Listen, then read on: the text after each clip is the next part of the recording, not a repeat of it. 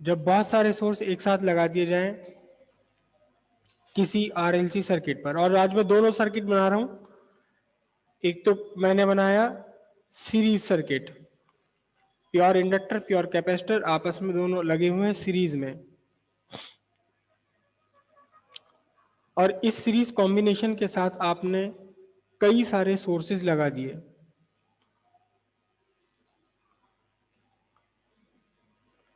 कई सारे सोर्सेज आपने यहां लगा दिए एक ही सर्किट के साथ में। सबके सब ये ऑल्टरनेटिंग सोर्स हैं।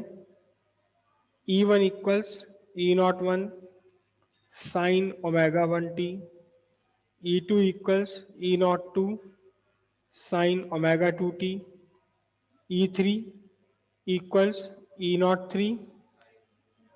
सबकी फ्रीक्वेंसी अलग अलग है, बल्कि मैं E0 सबके लिए सेम कर लेता हूं। पीक वैल्यू सबकी एक सी है, पीक वैल्यू सबकी एक जैसी, लेकिन फ्रीक्वेंसी सबकी डिफरेंट है। ये तो सीरीज कॉम्बिनेशन में लगाया, सीरीज कॉम्बिनेशन में लगाया, और ऐसे ही आप पैरेलल कॉम्बिनेशन में भी लगा सकते हैं। पैरेलल कॉम्बिनेशन क्या? ये प्योर इंडक्टर L और इसके पैरेलल में आपने लगाया प्योर कैपेसिटर C, और फिर यहां आपने कई सारे सोर्सेज जोड़ दिए। नंबर ऑफ सोर्सेज यहां आपने जोड़ दिए, और इन सब के लिए भी वही है, सबके सब ये सोर्स ऑफ ऑल्टरनेटिंग ईएमएफ है। सबकी मैं पीक वैल्यू एक सी ले रहा हूं, और इसी तरह ये E2 हो गया, E2 साइन ओमेगा 2t,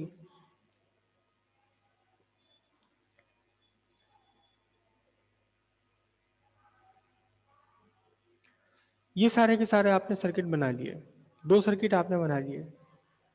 अब ये वाला सोर्स अपनी करंट भेज रहा है सर्किट में, इसी तरह ये वाला सोर्स ये अपनी करंट भेज रहा है, नीचे वाला सोर्स है ये भी अपनी करंट भेज रहा है इसी सर्किट में, और ये वाला सोर्स भी इसी करंट भेज रहा है। हालांकि ये सोर्स इन तीनों में भी भेज सकता है, इस सर्किट में भी भेज सकता है, ये वाला सोर्स इनमें भी भेज सकता है, लेकिन हमने E0 सबके लिए सेम लिया हुआ है।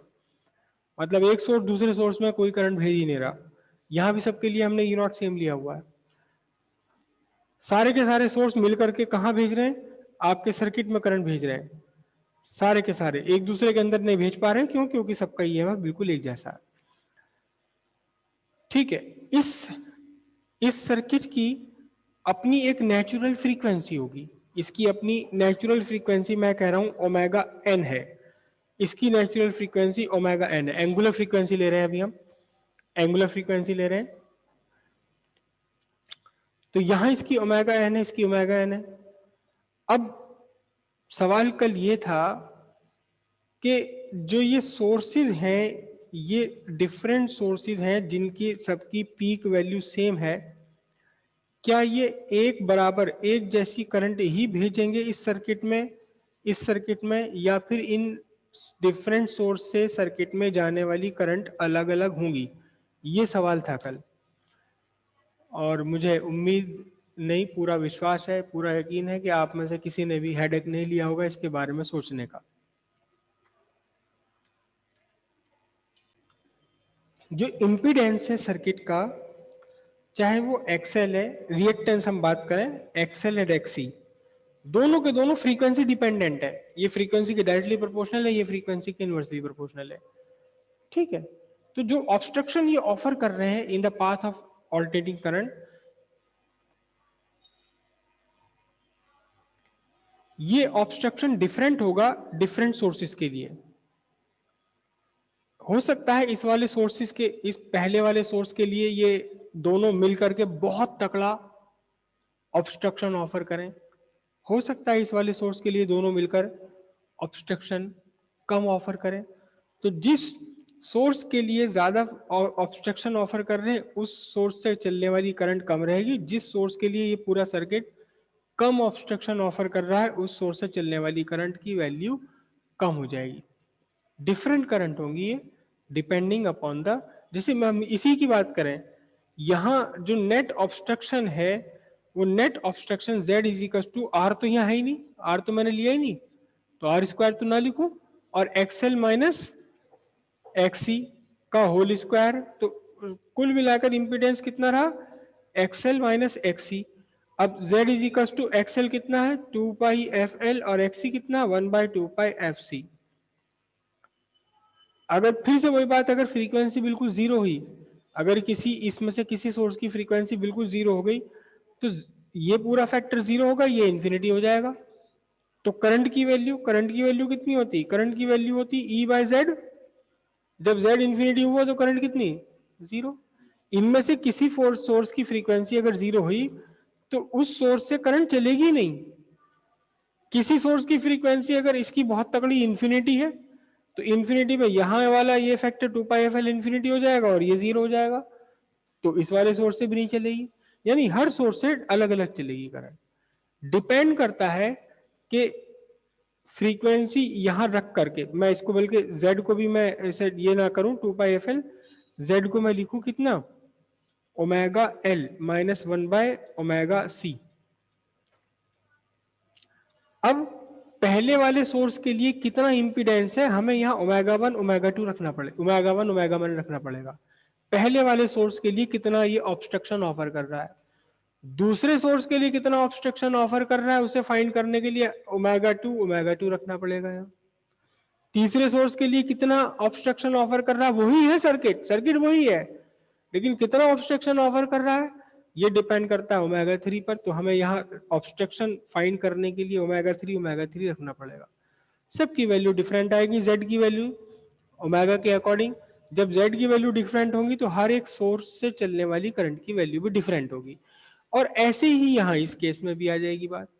यहाँ इस केस में आपका दोनों के दोनों पैरेलल में है, लेकिन कोई बात नहीं, जितना भी ऑब्स्ट्रक्शन ऑफर करेंगे it will depend upon the frequency of source, not only on the values of L and C, also depend on, ये देखिए ना L और C की वैल्यू पर तो डिपेंड है, लेकिन किस फ्रीक्वेंसी के सोर्स पर आपने इस सर्किट को लगाया है उस फ्रीक्वेंसी पर भी डिपेंड है।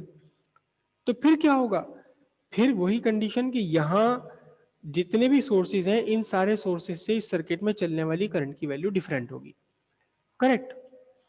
किसी सोर्स से कम करंट फ्लो करेगी, किसी सोर्स से ज्यादा करंट फ्लो करेगी, ओके। अब एक और क्वेश्चन जो एक्चुअली जो मुझे आपसे पूछना है, मैं ये कह रहा हूं कि जो इनकी नेचुरल फ्रीक्वेंसी है सर्किट की, अपनी natural frequency WN omega n, suppose ये ओमेगा 3 के इक्वल है, सपोज ये ओमेगा 3 के इक्वल है, समझे, ये ओमेगा n नेचुरल फ्रीक्वेंसी किसके इक्वल है, तीसरे वाले सोर्स की फ्रीक्वेंसी के इक्वल है। यहां भी ओमेगा n किसके इक्वल है, यहां ये ओमेगा n तीसरे वाले सोर्स की फ्रीक्वेंसी के इक्वल है। अब कोई बता सकता है कि तीसरे वाले सोर्स से जो करंट चल रही है सर्किट में, उस करंट के बारे में क्या कहा जाएगा। मैंने कहा कि चार सोर्सेज लगे, omega 1 omega natural frequency, omega 1 frequency इस सर्किट की नेचुरल फ्रीक्वेंसी के इक्वल नहीं है, उससे कम है या ज्यादा है। ओमेगा 2 भी इस सर्किट की नेचुरल फ्रीक्वेंसी के इक्वल नहीं है, कम या ज्यादा है। ओमेगा 3 इस सर्किट की नेचुरल फ्रीक्वेंसी के इक्वल है। ओमेगा 4 भी इस सर्किट की नेचुरल फ्रीक्वेंसी के इक्वल नहीं है, कम है या ज्यादा है। तो अब जो तीसरे वाला सोर्स है, इस तीसरे वाले सोर्स से चलने वाली करंट के बारे में एक बहुत ही निश्चित, एक बिल्कुल बिल्कुल कंफर्मली एक फैक्ट निकल कर आएगा। वो क्या फैक्ट हो सकता है यहां इन दोनों सर्किट्स में।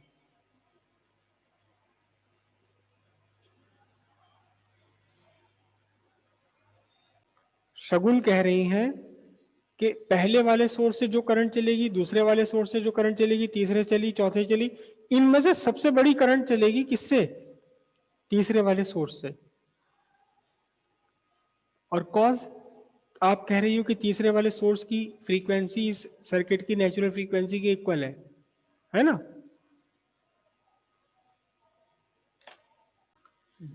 तीन चार सोर्स मैंने लगा रखे हैं एक ही सर्किट पर, लेकिन मैंने कहा कि जो तीसरे वाला सोर्स है, इस थर्ड वाले सोर्स की फ्रीक्वेंसी एग्जैक्टली वही है जो सर्किट की नेचुरल फ्रीक्वेंसी। यहां भी यही कंडीशन बन रही है, कि तीसरे वाले सोर्स की फ्रीक्वेंसी एग्जैक्टली वही है जो इस सर्किट की अपनी नेचुरल फ्रीक्वेंसी है।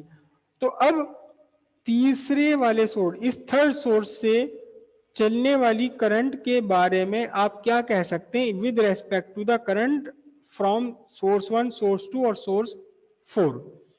इन बाकी तीन, पहला, दूसरा, चौथे सोर्स से चलने वाली करंट के रेस्पेक्ट में थर्ड सोर्स से चलने वाली करंट के बारे में आप क्या निष्कर्ष निकाल सकते हैं, क्या कंक्लूजन निकाल सकते हैं? No sir. फिर सर जो पैरेलल कॉम्बिनेशन है उसमें जो करंट है वो मिनिमम होगी ईथी सेल की, क्योंकि Z मैक्सिमम हो जाता है। अच्छा, ओहो, ये बात, मतलब सोर्स को कैसे पता लगेगा कि आगे वो सोर्स सीरीज में लगे हुए या पैरेलल में लगे हुए? इंटेलिजेंट सोर्स है ये, आर्टिफिशियल इंटेलिजेंसी। चलो कोई बात नहीं, कोई बात नहीं। स्नेहा आज यहाँ तो है नहीं, अपने घर के, इनके घर के पास ही कोई आइडिया की दुकान है। सुबह इन्होंने कहा है भैया शटर खोलो अभी चाहिए मुझे तो तुरंत। अजी इनके हो सकता है इनके पास जो घर के पास जो दुकान है उसमें आइडिया का स्टॉक हो बढ़िया वाला, है नहीं? और पड़ोसी के लिए तो दे ही देगा भाई आदमी, पड़ोसी को तो हिसाब रखना पड़ता है। राधिका गुप्ता जी, क्या आप भी यही कहेंगी या कुछ बात आपकी अलग है?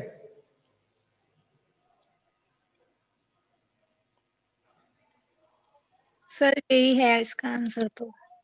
बिल्कुल सही बात है, दोनों गुप्ता एंड गुप्ता बिल्कुल सही हैं आज, एकदम बढ़िया। और शगुन शर्मा भी ठीक हैं, बिल्कुल सही बात है कि जब एक बहुत सारे सोर्सेज आपने एक ही सर्किट पर लगा दिए तो फिर जिस सोर्स की frequency natural frequency of circuit के इक्वल हो गई, इस सोर्स से चलने वाली करंट, ये करंट हो जाएगी आपकी मैक्सिमम, क्योंकि इस पर्टिकुलर सोर्स के लिए एक्सएल एक्सी का डिफरेंस हो गया जीरो, एक्सएल एक्सी का डिफरेंस जीरो हो गया तो जेड इंपिडेंस जीरो हो गया, ऑलमोस्ट ऑलमोस्ट जीरो प्रैक्टिकली नहीं हो सकता, तो फिर करंट की वैल्यू लार्ज हो गई, बहुत मैक्सिमम हो गई, करंट की वैल्यू इंक्रीज हो गई, करेक्ट। लेकिन इसी के साथ साथ अगर हम देखें यहां पैरेलल रेजोनेंस सर्किट में, तो पैरेलल रेजोनेंस सर्किट में सोर्स, अगर सोर्स की नेचुरल फ्रीक्वेंसी, सोर्स की फ्रीक्वेंसी अगर सर्किट की नेचुरल फ्रीक्वेंसी की इक्वल हुई तो फिर इस पैरेलल कॉम्बिनेशन के लिए इंपीडेंस मैक्सिमम हो जाता है, इंपीडेंस मैक्सिमम हो जाएगा तो करंट की वैल्यू क्या हो जाएगी? मिनिमम। तो फिर यहां से चलने वाली करंट, इस सोर्स से चलने वाली करंट मिनिमम और इस वाले सोर्स से चलने वाली करंट मैक्सिमम हो जाएगी। तो ये सोर्स बहुत इंटेलिजेंट होता है, इसे पहले ही देख लेता है कि आगे सर्किट में पैरेलल कॉम्बिनेशन लगा हुआ है, सीरीज कॉम्बिनेशन लगा हुआ, करंट मुझे कितनी भेजनी कितने नहीं। समझ रहे बात? अब ध्यान से समझना, ध्यान से समझना कि कैसे आपके, मेरे, सबके, हमारे मोबाइल काम कर रहे हैं, एफएम सिस्टम काम कर रहे हैं और आप 200, 300, 500 चैनल एक साथ देख पा रहे हैं एक ही केबल से, एक ही केबल से कई सारे चैनल देख पा रहे हैं। और अगर आपको तो खैर याद नहीं होगा, आपको याद नहीं होगा कि एक जमाना था ब्लैक एंड व्हाइट टीवी का जमाना, जब मैं आपकी क्लास में था, जब मैं आपकी जैसी क्लास में था, तो घर के ऊपर एक वो लगाया जाता था, घर के ऊपर एक ऐसा एंटीना लगाया जाता था, डाइपोल, इसे कहते थे येगी एंटीना, येगी एंटीना, ऐसे ऐसे ये एंटीना लगाते थे और इसे घुमाते रहते थे। और उस टाइम में सिर्फ 2 चैनल आया करते थे टीवी पर, सिर्फ 2 चैनल आया करते थे और एक चैनल का एंटीना होता था, हमारे यहाँ मेरठ की बात कर रहा हूं मैं, एक चैनल का एंटीना होता था दिल्ली की तरफ को और एक चैनल का एंटीना हुआ करता था मसूरी की तरफ को, क्योंकि मसूरी का सीधे लाइन ऑफ साइट में पड़ता था हमारे यहाँ मेरठ में, मेरठ के मतलब पूरी डिस्ट्रिक्ट मेरठ में। तो 2 चैनल के लिए 2 एंटीना हुआ करते थे और आज 100 चैनल के लिए, 1000 चैनल के लिए एक ही तार, एक ही केबल, कैसे? रेजोनेंस। उस वो जो केबल आपका आ रहा है, उस केबल में आपके सैकड़ों चैनल एक साथ आ रहे हैं, हर चैनल एक अलग फ्रीक्वेंसी पर है। आप जब एफएम सुनते हैं 93.5 एफएम बजाते रहो, तो वो क्यों बोलते हैं 93.5 एफएम, 93.5 एफएम? ये उन्हें गवर्नमेंट ने अलॉट कर दिया कि आपका जो ब्रॉडकास्ट है वो 93.5 मेगाहर्ट्ज फ्रीक्वेंसी पर आपको करना, मेगाहर्ट्ज में फ्रीक्वेंसी है। और कोई दूसरा चैनल आप अपना अगर अभी बनाना चाहें एक नया एफएम स्टेशन, तो आपको गवर्नमेंट से परमिशन लेनी पड़ेगी, वो बना देंगे। 100 101.2 एफएम, ये कौन सा रेडियो नगीन शायद हम सुन रहे हैं, उस टाइम दूसरे चैनल बंद हो गए, वो भी तो अपना ब्रॉडकास्ट कर रहे हैं ना, तो क्यों हमें सिर्फ यही सुनाई दे रहा है, हमें बाकी क्यों नहीं सुनाई दे रहे?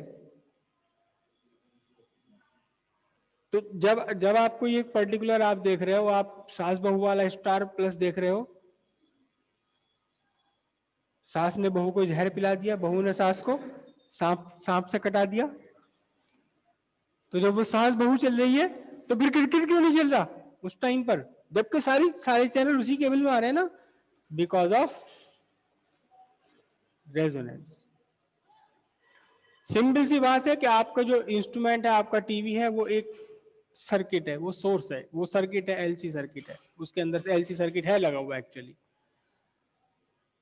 और जब आपने स्टार प्लस लगा दिया तो एक्चुअली आपने अपने इस एलसी सर्किट की फ्रीक्वेंसी एग्जिट उतनी ही कर दी जितनी फ्रीक्वेंसी पर आपके केबल में आपके तार के थ्रू स्टार प्लस आ रहा है।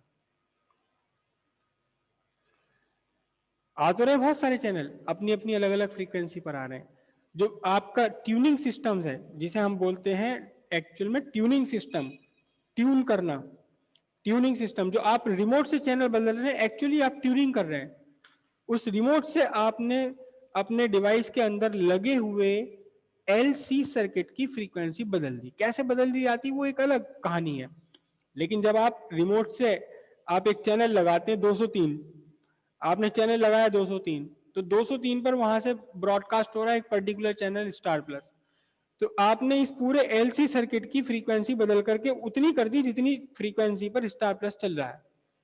तो आप क्या हुआ कि जो ढेर सारी फ्रीक्वेंसीज आ रही हैं, सैकड़ों हजारों फीसदी, उसमें से केवल एक स्टार प्लस वाली फ्रीक्वेंसी के रेस्पेक्ट की करंट तो हो गई बहुत स्ट्रांग, मैक्सिमम, और बाकियों की करंट नेग्लिजिबली स्मॉल।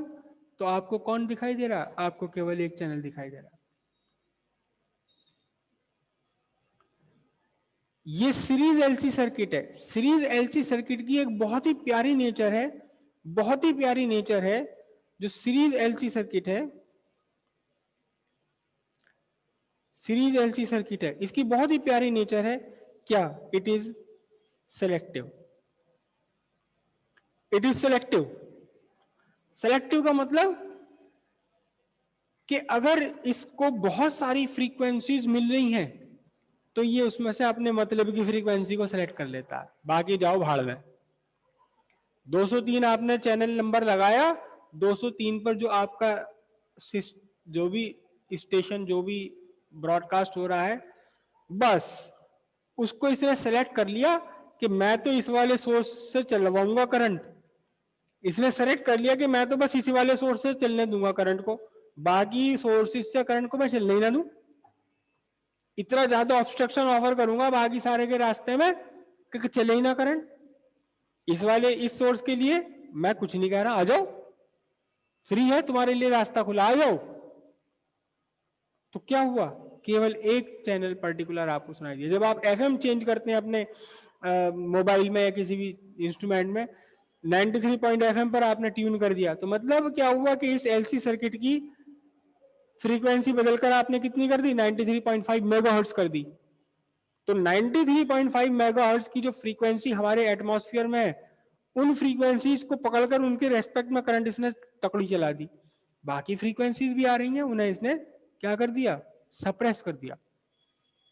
सप्रेस क्या कर दिया उन्होंने? क्या, चल तेरा मेरा कोई रिश्ता नहीं, 93.5 एफएम सुनना है गुप्ता जी को, 93.5 एफएम सुनाओ, तो 93.5 एफएम सुनाएगा कौन? LC circuit.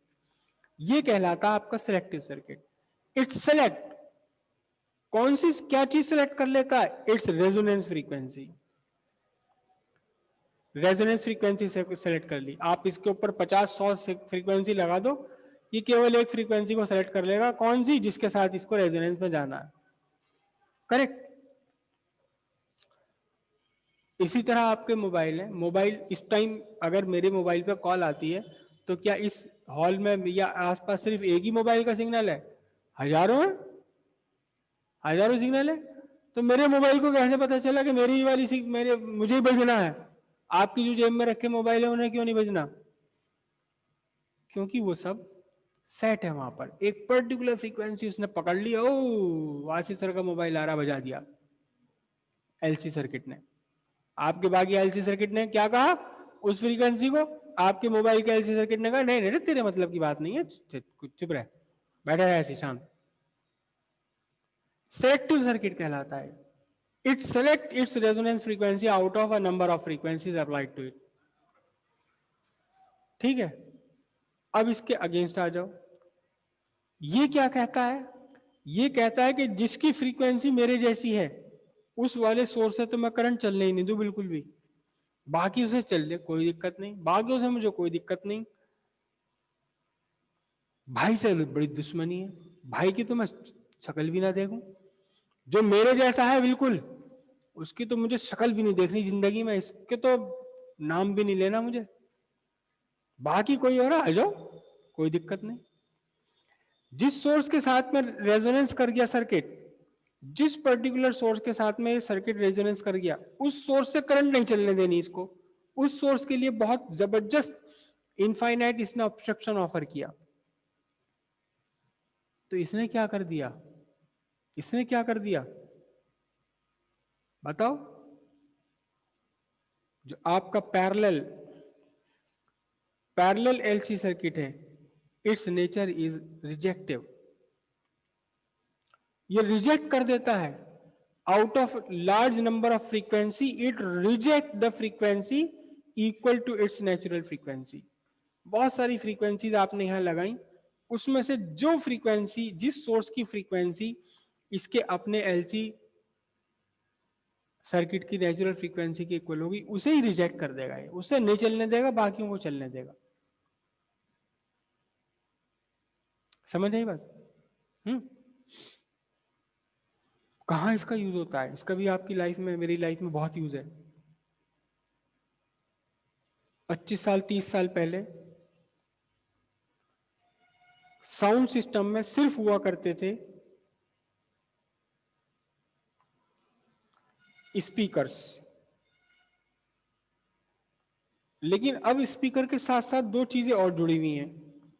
एक तो आपका जुड़ा हुआ है वूफर, है ना, और एक जुड़ा हुआ है क्या बताओ? एक चीज और होती है, ट्विटर। ट्विटर। क्या बात है अमन साहब, सुबह सुबह म्यूजिक सुनकर आए हो क्या? Speaker, woofer, Twitter. नहीं सर बाहर बज रहे घर के। ओहो, सुबह सुबह कोई बाहर अपना मस्ती में म्यूजिक बजा रहा है, बढ़िया। घर से काम करने के बहुत फायदे हैं। अब देखो कितना फायदा हो रहा है, साथ में पड़ोसियों का म्यूजिक भी सुना जा रहा है और फिजिक्स भी। क्या बात है। तो स्पीकर के अपने कुछ लिमिटेशंस होते हैं, बहुत ज्यादा डिटेल में आपको नहीं बताऊंगा। वूफर के भी कुछ लिमिटेशंस है, ट्विटर के भी कुछ लिमिटेशंस है। हमारी जो कान है, हमारे कान की भी लिमिटेशन है। हमारी कान की लिमिटेशन क्या है? मिनिमम 20 हर्ट्ज की फ्रीक्वेंसी सुन सकता है और मैक्सिमम 20,000 हर्ट्ज की फ्रीक्वेंसी सुन सकता है। डिपेंड करता है पर्सन टू पर्सन, एग्जैक्टली 20,000 नहीं होता, एग्जैक्टली 20 नहीं होता, पर्सन टू पर्सन वेरी करता है, थोड़ा सा वेरी करता है। इन जनरल 20 से 20,000 हर्ट्ज तक। अब ये जो 20 और 20,000 हर्ट्ज की फ्रीक्वेंसी है, साउंड है, इसमें एक्चुअली फर्क क्या होता है? ये जो फ्रीक्वेंसी है ये डैम्प डैम्प साउंड देती है, मतलब भारी। कौन सी? अमिताभ बच्चन। अमिताभ बच्चन की आवाज काफी डैम्प है, हल भारी, एकदम बढ़िया। और ट्विटर जो ये जो 2000 की फ्रीक्वेंसी है ये श्रिल होती है। ये श्रिल होती है, श्रिल का मतलब बारीक। मोस्ट ऑफ द केस लड़कियों की आवाज डिफरेंट होती है ना, बारीक आवाज होती है, हल्की महीन आवाज, सुरीली जिसे कहना चाहिए, ये वाली सुरीली नहीं होती। अमिताभ बच्चन का गाना मेरे अंगना में तुम्हारा क्या, इट इज नॉट सुरीला।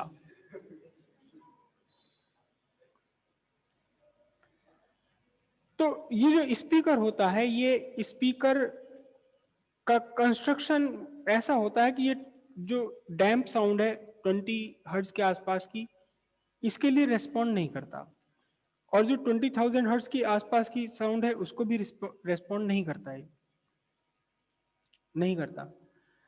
वूफर का स्ट्रक्चर ऐसे बनाया जाता है कि ये जो डैम्प साउंड है अप्रोक्सीमेटली 100 हर्ट्ज के आसपास की जो साउंड है, 100 हर्ट्ज से थोड़ा ऊपर थोड़ा नीचे, उसको तो ये बहुत बढ़िया निकालेगा, लेकिन 1000 हर्ट्ज, 3000, 10,000 हर्ट्ज की फ्रीक्वेंसी को ये वूफर कहता है मैं नहीं।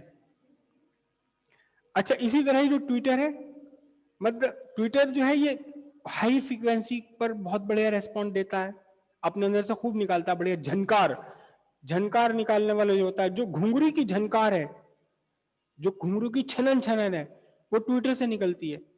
और जो ड्रम है, ढोलक या ड्रम की जो आवाज होती है, ड्रम है ना, धम धम धम, वो बेस बेस बिल्कुल बढ़िया, जो बेस निकलता है वो ऊपर से निकलता है। कभी आप अपने म्यूजिक सिस्टम के स्पीकर्स बंद कर दो, ट्विटर बंद कर दो, वूफर में आप सुनो तो धम धम धम निकलेगी, गाने वाले की तो आवाज ही नहीं निकलती इसमें से।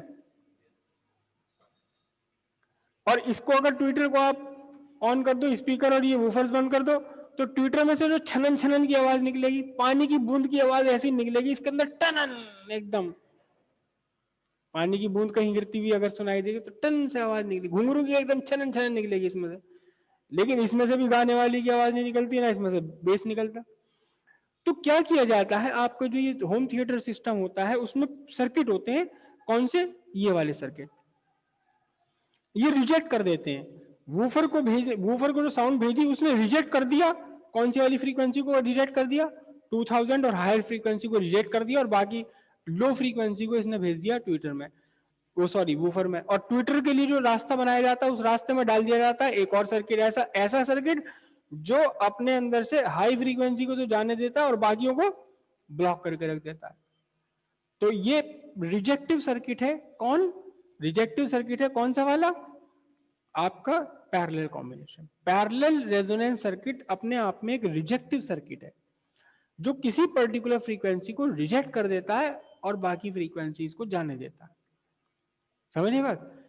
और ये वाला कैसा सर्किट है, ये सिलेक्टिव सर्किट है, सीरीज रेजोनेंस, जो एक पर्टिकुलर फ्रीक्वेंसी वाली करंट को तो अपने अंदर से पास होने देगा और उससे अलग कर देगा। क्लियर हुई बात। ये नेचर हो गए आपके, नेचर हो गए, किस किस के नेचर हो गए, सीरीज रेजोनेंट सर्किट और पैरेलल रेजोनेंट सर्किट के नेचर हो गए। क्लियर है।